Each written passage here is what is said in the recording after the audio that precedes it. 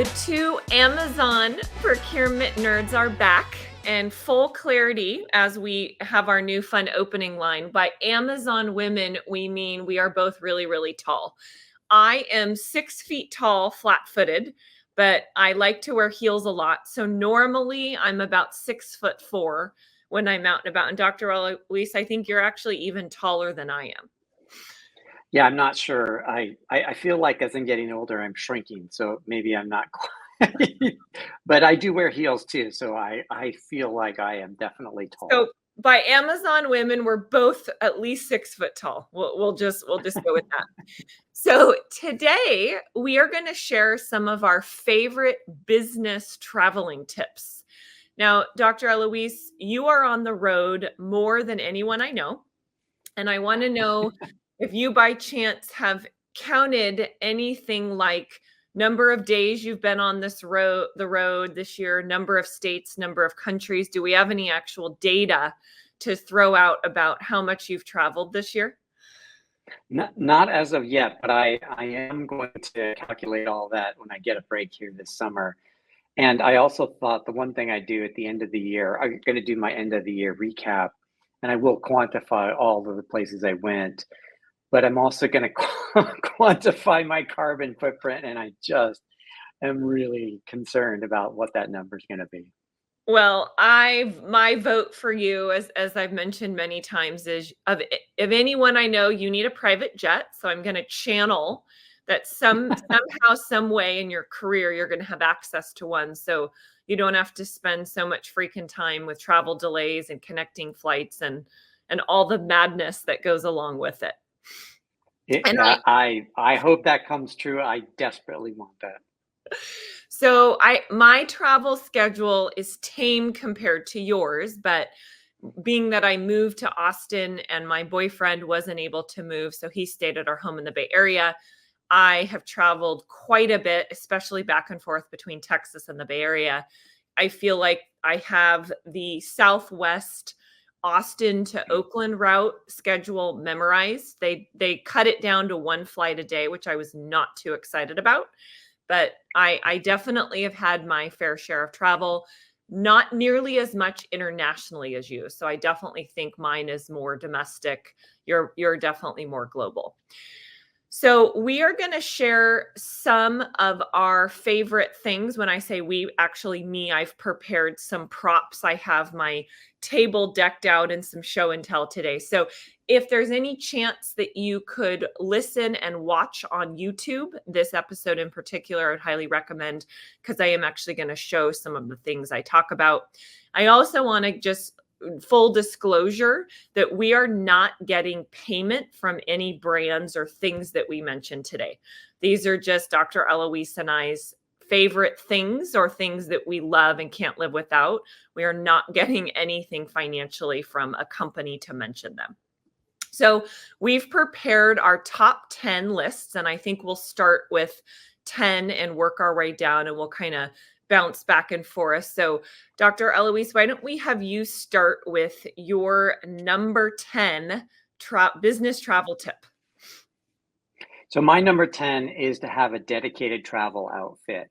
And so that's shoes, clothes, because when I come home, all of it gets taken off, and I don't worry about it getting dirty, and the shoes come off. I don't carry anything from the plane or the hotel into the house. And so to effectively I don't like to make my work clothes travel clothes if I can all help it, and because also they're not quite as comfortable. So yeah, so I have a dedicated travel outfit that I wear on the outbound and on the return, and so then it comes right off when I walk in that door, and I don't it does none of that stuff walks through the house. So one of my pet peeves is having to iron clothes. I just hate it. So along those lines of having a travel outfit, I love Ted Baker. He's one of my favorite designers that I can afford. And one of the only Ted Baker outlets in the US happens to be 20 minutes from my house in Livermore. And the reason I'm plugging Ted Baker is a lot of his fabrics and materials do not wrinkle. So if I also am someone who has specific outfits that I use for traveling, but I'll add on that I don't like anything that wrinkles, so I try to have certain material so that I don't ever have to worry about doing that. So Ted is my go-to for no wrinkle clothes. Nice. All right, so my number 10, I don't like driving to and from an airport. It's Mm. not something I want to deal with. So I always do rideshare to get from an airport. So my tip is download Uber and Lyft apps on your phone and always price shop. I have seen major differences, in some cases even 20, 30, $40 price differentials between the apps. I personally don't have a preference whether it's Uber or Lyft, so I always pick the cheapest option. So if you want to be cost conscious with traveling expenses, shop both and then go with the cheapest option. So my number 9, so I'm gonna hold off on commenting because my number 9 is gonna dovetail on your. We All did right, not align these in advance. number 9 it is then for you.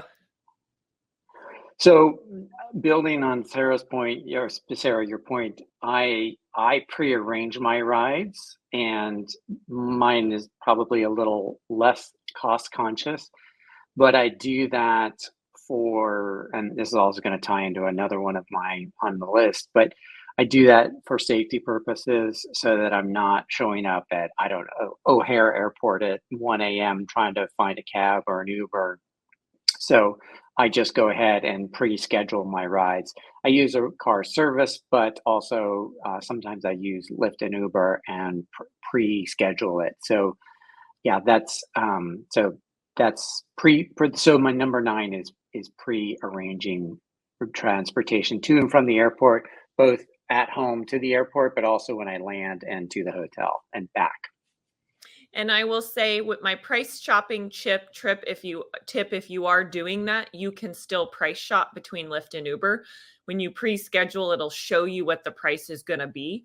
So you could look at both before scheduling that ride on those two apps.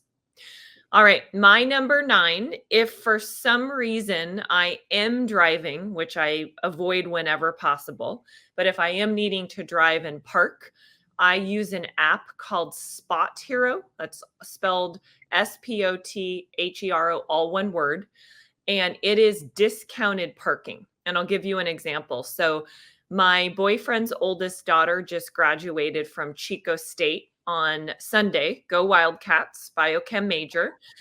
And we always stay at Marriott's because Paul is trying to get his lifelong status, Platinum Elite. So we are Marriott all the time. And the hotel parking, this was in Sacramento, we were going up a night early to get ahead of the schedule, was $45 to park at the Marriott. I went on to Spot Hero and put in the address. And what it does is it pulls up all of the parking lots that are scheduled with their app that are close to that location.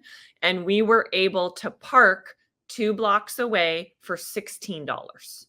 So less than half the cost for us to park. Now, did we have to walk a couple of blocks? Yes, we're fine with that. It wasn't as convenient, but it's a good way to save quite a bit of money if you are needing to park. So building on that, I do everything I can to avoid renting a car. And so I think it's maybe an age thing now that I'm done renting cars. It just adds too much to the trip.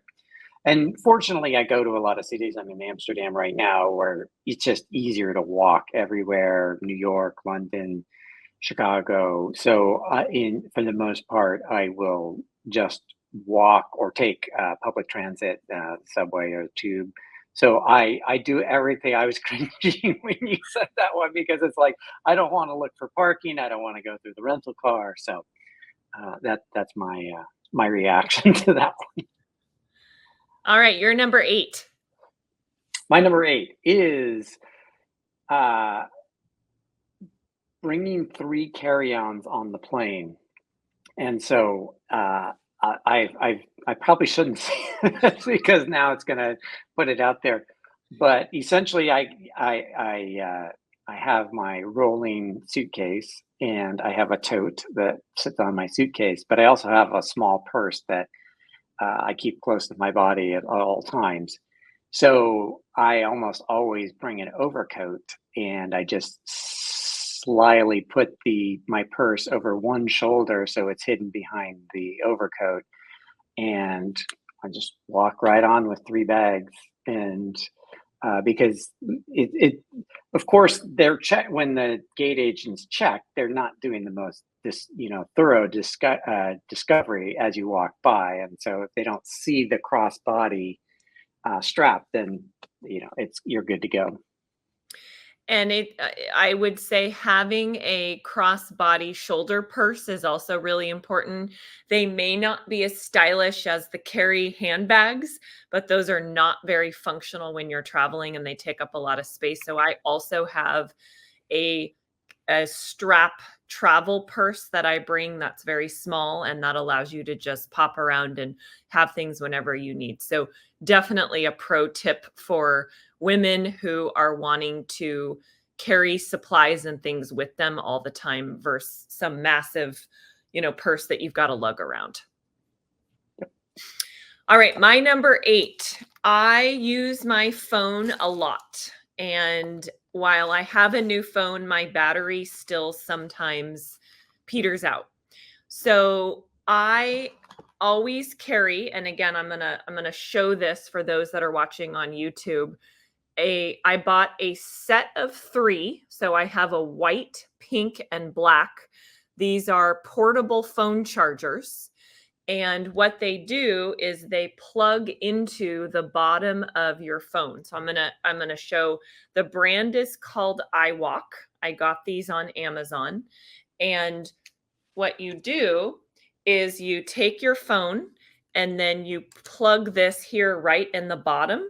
It's very light. It's kind of stylish and it's very, very easy to carry around. What I also like about this charger is it comes with a travel case. So here in the travel case is the spot for the charger when you do eventually need to charge the battery. It zips up really nice, and then it's got a key ring. So if you actually wanted to carry this on your keys or hook it to something in your backpack, you're able to do that. But this has saved me many, many a time on many trips where my phone was close to dying. So I have almost the identical product. I don't have it in front of me, but I have it. It's same size, same dimensions. Mine doesn't have the fancy case, but 100% agree with that. I would also add I also carry in both my purse and my tote, I carry a plug with the cable. I carry one in every bag just so I have that in case I need to charge. And the reason for the set of 3 is I have a backup also. So this might be my main, and then I've got another one packed in my backpack in case for some reason this charge doesn't hold or last very long. All And right, this Dr. is, by the Elouise. way, like having a charged phone is one of the most best safety things you can do. So very important. All right, you're number 7. All right, my number 7 is finding uncrowded bathrooms in the airport. And I stumbled across when as everybody knows, I watch a lot of YouTube, and I stumbled across this really interesting video on how airports are designed, and they're designed to guide people to through very, very discrete paths. So if you think about, you go through security and you go on a path right to your gate, and conversely, when you land, you're you direct the flow of the traffic gets you out of the airport as quickly as possible. And once you start to understand how airports are laid out, then you can start to realize that if if if you exit a plane and baggage claim is to the left, absolutely everybody goes to the left. But and especially if there's bathrooms to the left. But if you actually go to the right, and go down further down, there's almost always empty bathrooms.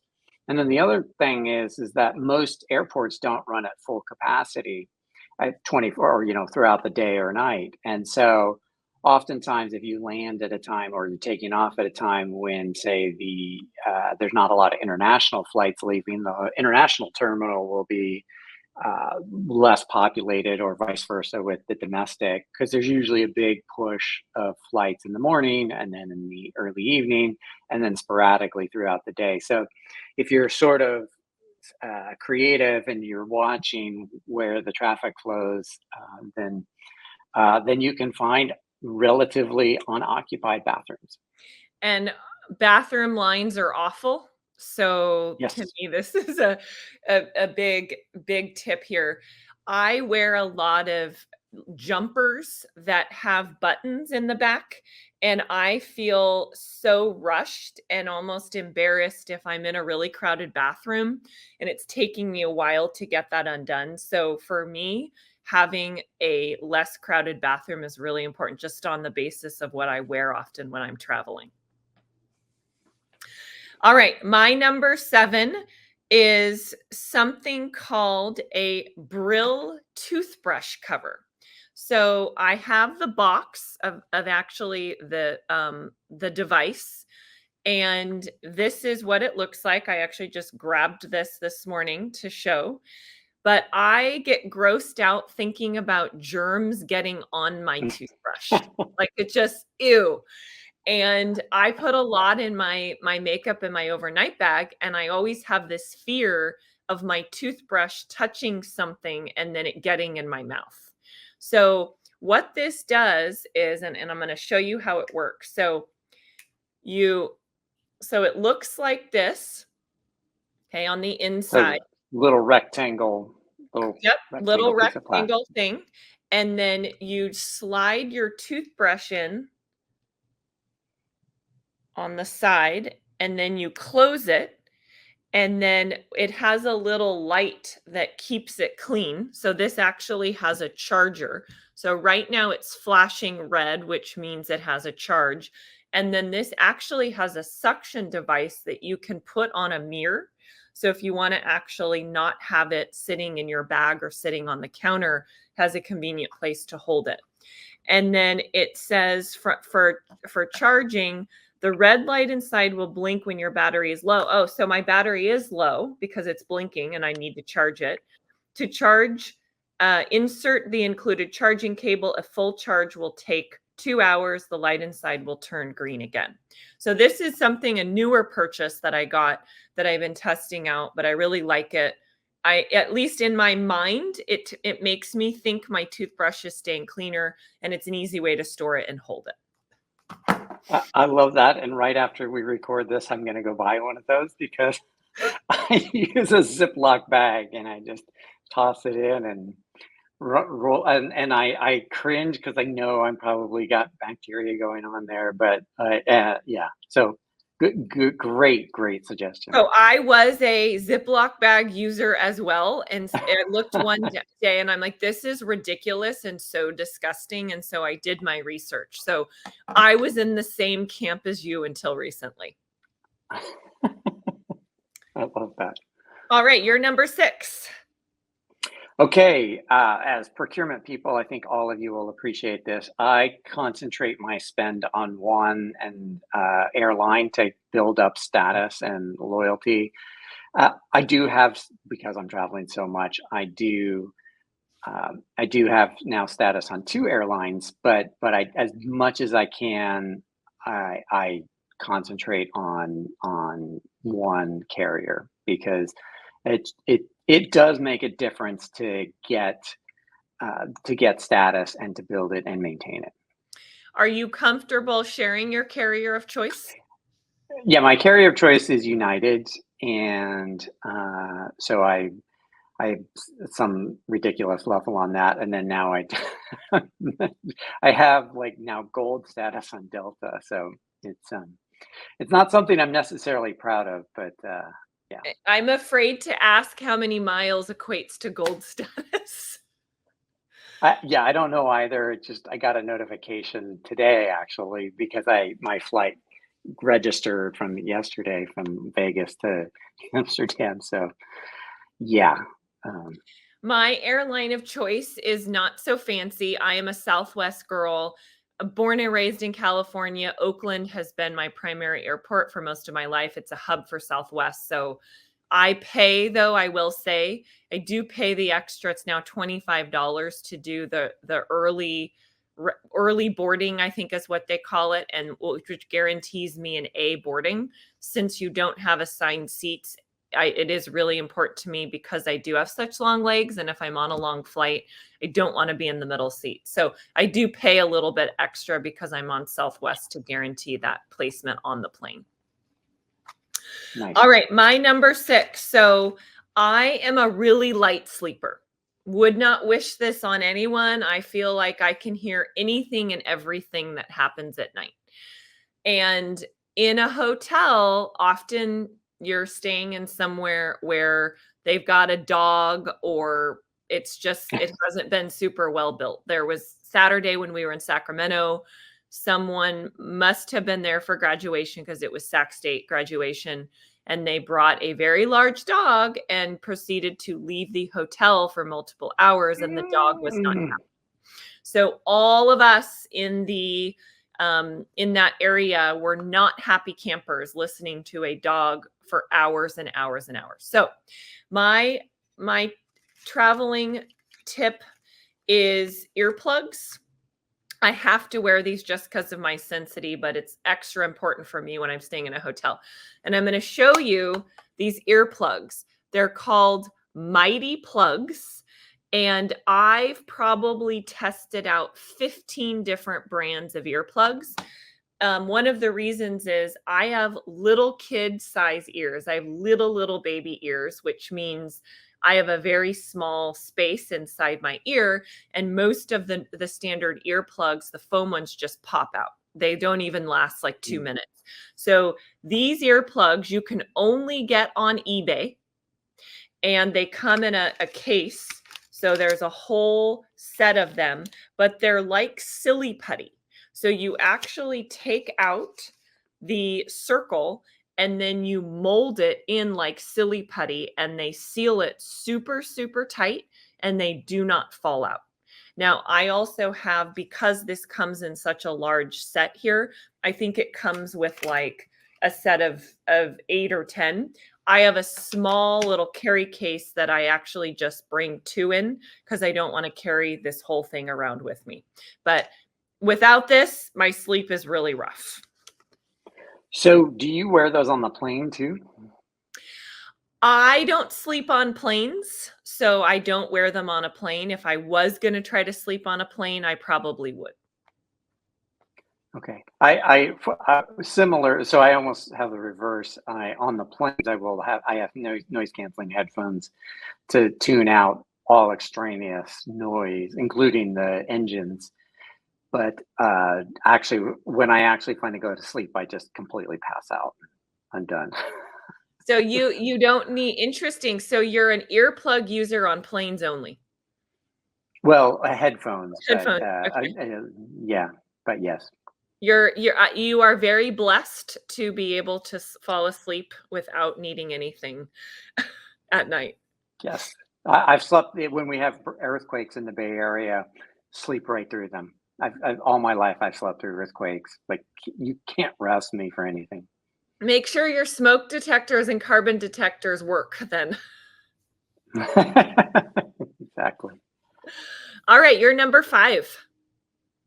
All right, my number 5 is build situational awareness, or I build situational awareness when I go to a new city. And so I have more recently become much more attentive to where I'm going, what's around the hotel I'm staying at, where my routes are from the hotel to the client or to whatever venue I'm going to. I'm very I map out streets, and if it's a city I've never gone to, and I just like to understand what kind of situation I'm going into. Whereas when I was younger, I just like show up and figure it out, and I do a much better job of trying to figure out everything that is going on, places to eat, places to just sometimes depending on the city, I will look at crime reports and weather, and so that I'm going in now. Is there certain when I go to New York and London, I and now Amsterdam, I've gone enough times now that I know the lay of the land. I know where I'm walking. I understand, and I'm comfortable. But if I were to all of a sudden I have to go to Munich in a couple of weeks. I'm going to really study and figure out all the different pieces so that when I get there, I'm not just standing on the corner lost trying to like read signs in a different language. Do you have any apps that you love that help with navigation in cities? No, I don't. I just Google everything, and I probably should, and this might make a future sort of Gen Xer versus Gen AI episode because there's probably things I could do that would make it more streamlined, but honestly, I have this old Gen Xer approach of just do it by hand, and so that's a good suggestion. And then you mentioned food. So you and I know both have some dietary restrictions, which can make it a little challenging. I'm a vegetarian, you're a vegan. Any other than Google, is there anything you use to find restaurants so you can kind of not starve when you travel? I use Yelp Yeah. extensively. Well, I mean, I use Google too, but pretty much I use Yelp and search through the reviews, and because oftentimes there are restaurants that have vegan options, and if you that they come up, and I just like to read about. So I will do a fair amount of research before I ever get to a place. So Meal yes, it is planning challenging. Meal planning, if you're like us, where you're a vegetarian, vegan, gluten-free, any sort of special dietary restriction, meal planning is important, especially in some cities in the US that are not very vegetarian friendly. I once was at a restaurant and I said I'm a vegetarian and they asked if I wanted chicken. So I've learned to do a better job of meal prep. When I was younger, and I had a boss at the time.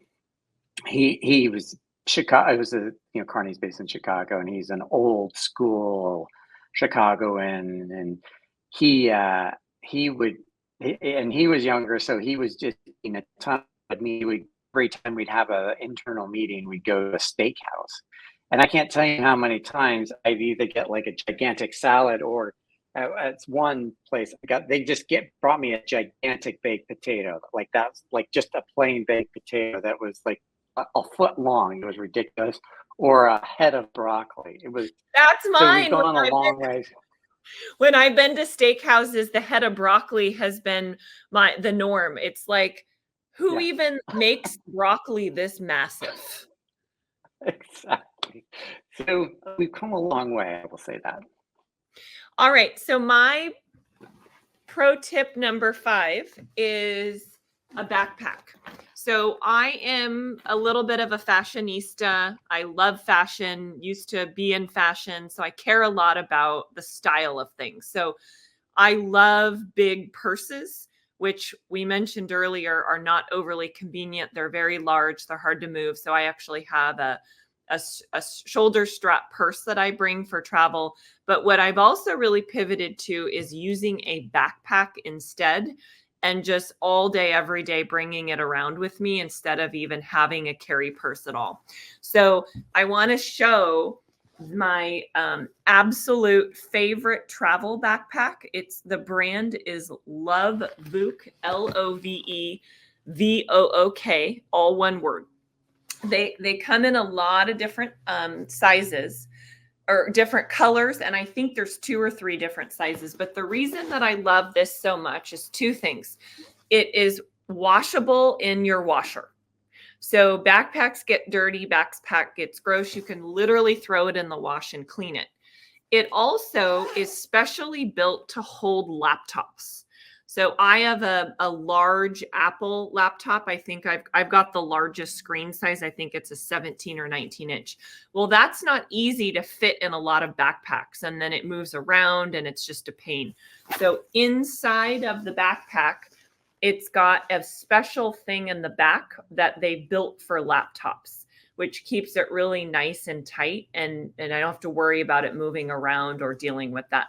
Tons of space. It's got a double side for water bottles, but the cleaning and the laptop piece is why I really like this backpack. Yeah, that's a beautiful bag. I will say I did purchase last year a rolling laptop bag, and sometimes I bring that, and I love that. So, but your bag is very stylish. It's very nice. So And you can big get win it on there. Amazon on sale for like $40. So for those who are bargain shoppers or looking for a deal, highly recommend. All right, you're number 4. So I I am developing a phobia of bed bugs. So I check for bed bugs when I enter a hotel room. I don't have a good handle on the what to look for other than if you lift up the corner of the bed and look for bed bug droppings or the headboard. But I am rapidly developing an insatiable fear of them. So that's my new one. Now, have you actually found bed bugs before and had to transfer hotels or transfer rooms, or this is just from reading and watching things on YouTube? It's just from reading and watching things. And those of you that follow Mark Rober, he's a science personality influencer on YouTube. He actually did an episode on bed bugs. It was really, really good and fascinating. But yeah, it's just something I've developed, an idiosyncrasy I've developed lately. And if I recall, and I don't know if this is actually legit or not, but I think there's some sort of light you can purchase, almost like a flashlight that allows you to look and see. So I don't know if that's something that makes sense for you to look into and add it to your purse. I might look into that actually. All right, my number 4. So I have had really bad posture since I was like 12 years old, and I think it's just because I was so tall as a kid, and I just kind of hunch over, and it's something that I'm really conscious of wanting to fix and have better posture. So I purchased a back posture brace, and the brand is Truweo. It's got the American flag, and it allows me to adjust the setting. But what I do is I try to wear this at least 10 minutes a day in my hotel room.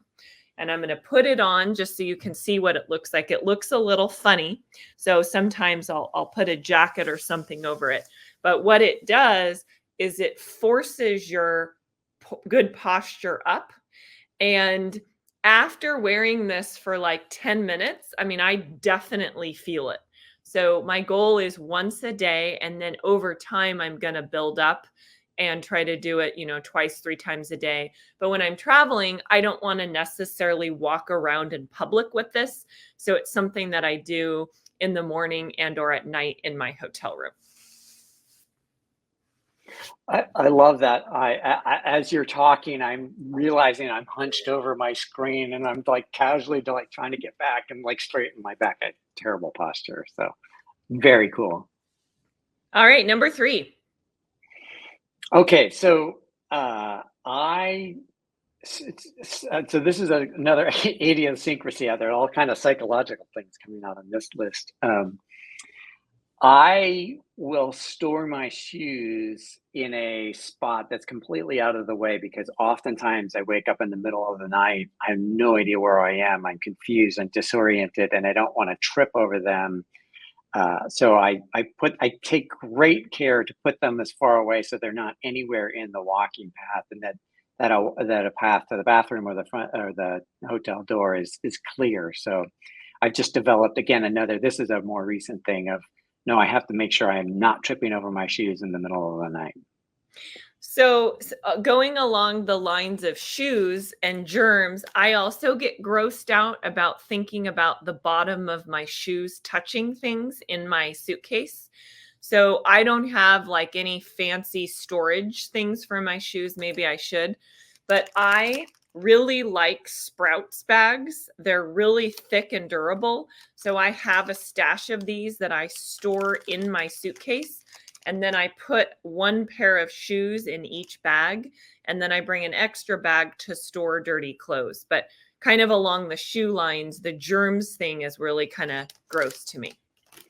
So let me add on that. So I do the same thing. I wrap each individual shoe. So yes, everybody knows I have a lot of dogs. So we have poop bags.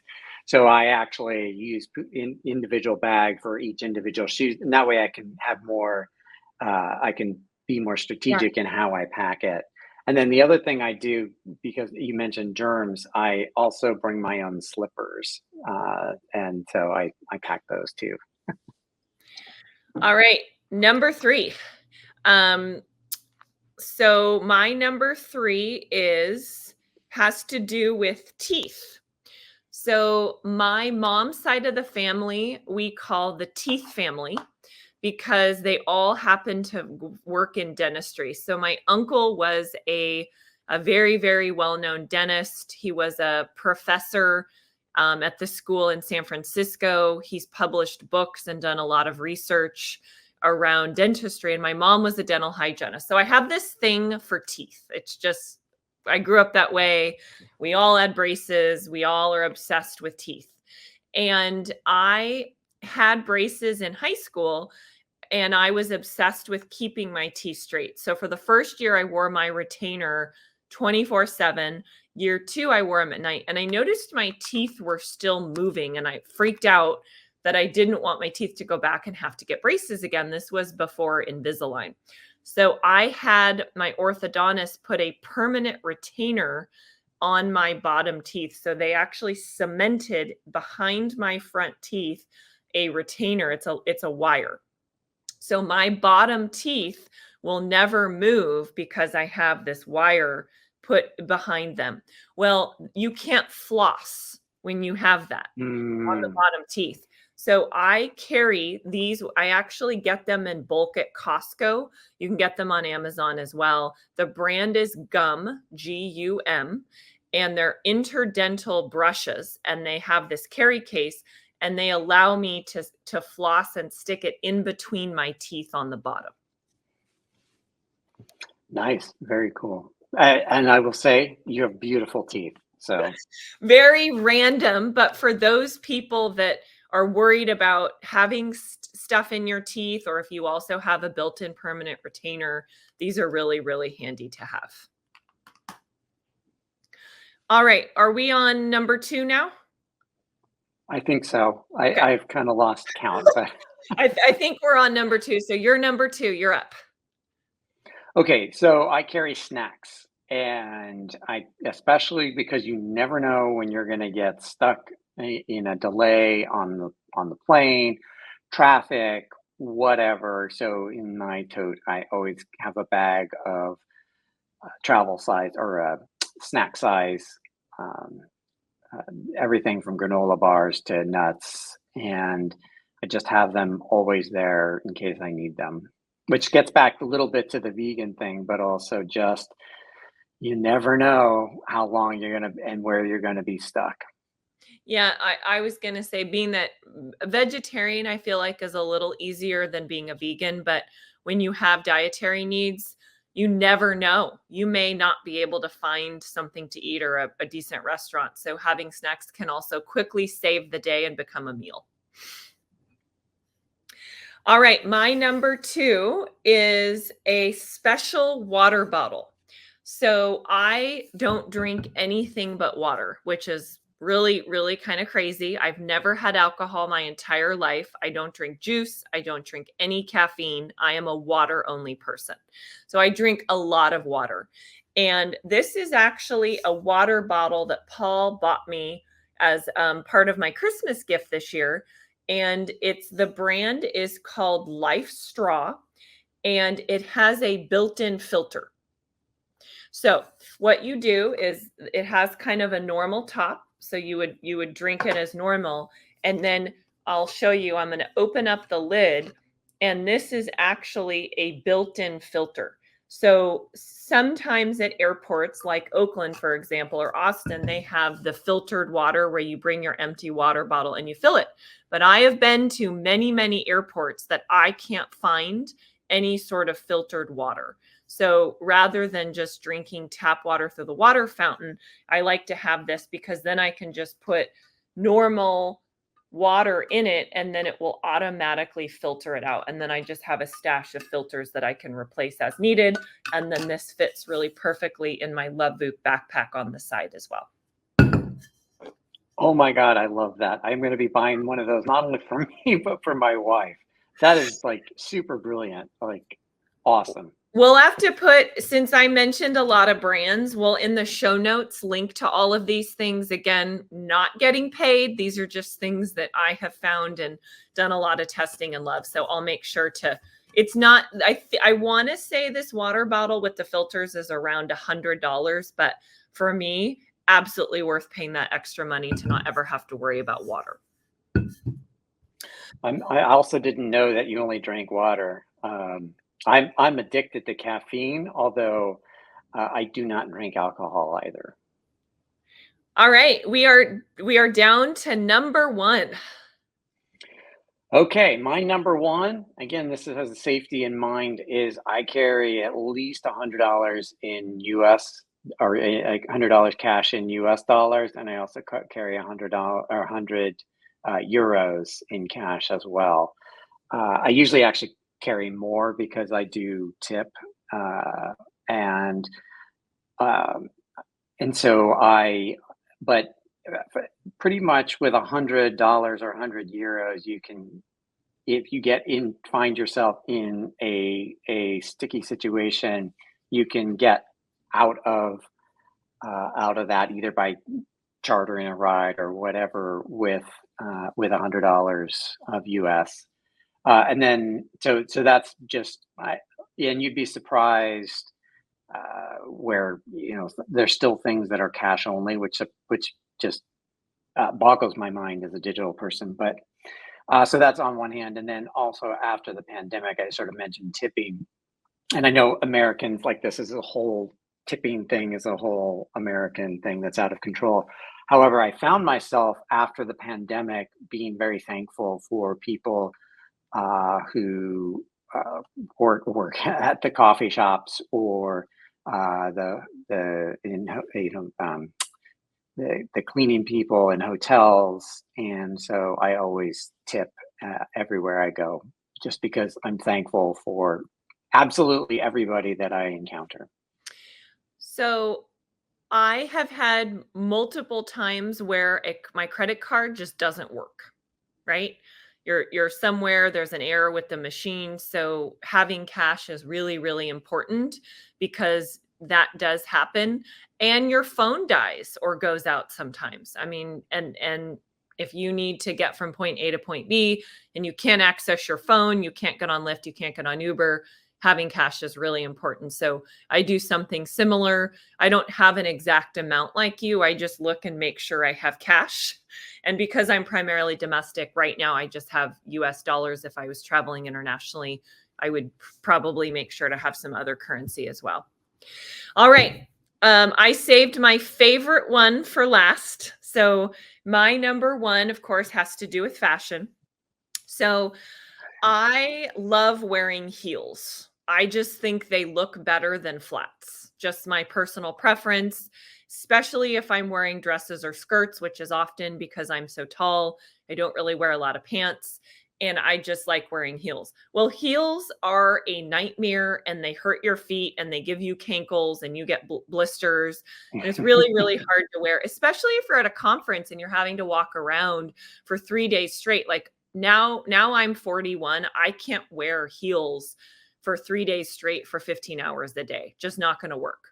So my industry bestie, Heather, the toner queen, Mhm. also is somebody who likes wearing heels, but was having to wear flats with all the dresses that she had made with her crowns, and she didn't love the look of it. So she went on a mission to find the most comfortable heel. And the brand is, and I may not be pronouncing it correctly, it's Ally, Ally. And they went out, the founder, the female CEO said, heels are a nightmare, but they look sexy. We need to have comfortable heels. And so Heather and my girlfriends for my 40th birthday bought me a pair of their heels. I have the 3-inch classic style in black, and you can kind of see the inside as well. But they are absolutely the most comfortable heel that I have ever tried on and ever worn. And why they are so comfortable, at least the company claims, is they actually worked with a foot surgeon and foot doctors to design a heel that has a flexible structure that actually secures your foot. And they have a few different styles. They do have flats, but they have a shorter heel, and then they also have one of those square heels as well. This, I think, is the most stylish. So this is the pair that I got. But for anyone out there who is wanting to wear heels when they're traveling and is sick of having hurt and sore feet all the time, I would highly recommend checking them out. They are not cheap. I want to say the shoes are around $300. They are also semi-custom. So when you reach out, they send you a sizing kit in the mail, and you measure different measurements on your feet, and then you submit those measurements. So this was a certain measurement for my feet. So I had to give, I think, 2 or 3 different measurements. So they're semi-sized for your feet. They're not completely built from scratch, but they are size specific. So I love those. Those look gorgeous, and I will be checking those out. I the way I've gotten around that is and I don't have to. My speaking events are much more discreet. I will get there like an hour early or a half hour early, do the prep, do my thing, and then I'm done. So while I'm presenting or as I'm preparing to present, I'll put my heels on. But otherwise, I wear tennis shoes or trainers, as they say over here. And I bought this brand new pair of ProPet. I don't know if I'm pronouncing that right, but they're awesome and they're super comfortable. And I walk all over the airport and wherever I'm going wearing those, and then I'll trade them out right before I go on. So I think that the theme is, as we both age, comfort matters a lot more. So comfort and safety. But we also want to look nice. So you've got to kind of balance all of that. So I love that there are companies out there like Ally and the one that you mentioned that are kind of focusing on both. I want to throw out one more bonus travel tip. This is actually also from Heather, the toner queen. She's quite the traveler. And her and I shared a room last year when we were at ISM in Dallas. Now, again, I don't drink anything but water. This is not something that I would use, but almost everyone I know drinks tea or coffee. And so she found a foldable electric kettle on Amazon. So it comes like in a flat circle, and then you plug it in, you pop it up, and then it heats water almost instantly. So you bring your travel tea or your travel coffee, you have this foldable kettle, warms your water, and then you don't have to use the gross coffee machine in the hotel room, because I just have no idea what's actually in there or if that's been cleaned. So I'll also make sure that this is in the show notes if you are a coffee or tea drinker. But I loved that idea that she has for people that want to bring their own drinks and not have to go spend $10 or $20 at a Starbucks all the time, or a Pete's getting coffee or tea. Great suggestion. All right. Well, 2 asks as we close out our chat today. We are trying to build our YouTube channel. We'd like to get to 100 subscribers. by the end of the month. So we'd ask that you go and subscribe to our channel. And the second ask is drop us a note in the comments on YouTube with this episode, sharing your business pro traveler tip, your favorite tip. We may actually come back and do another episode depending on how many suggestions and comments we get, and go through some of the tips that you all have suggested. So that's all the time we have for today. Tune in next Wednesday for our next episode.